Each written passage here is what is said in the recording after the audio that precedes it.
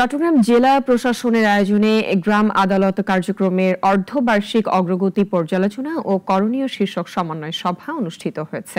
Chittagong teachers training institute সম্মেলন কক্ষে এ সভার আয়োজন করা হয়। অনুষ্ঠানে ইউনিয়ন পরিষদে আসা নাগরিকদের সাথে সম্মানজনক আচরণ ও প্রত্যাশিত সেবা নিশ্চিত করতে সংশ্লিষ্টদের প্রতি আহ্বান জানান নবাগত জেলা প্রশাসক মোহাম্মদ জাহিদুল ইসলাম মিয়া।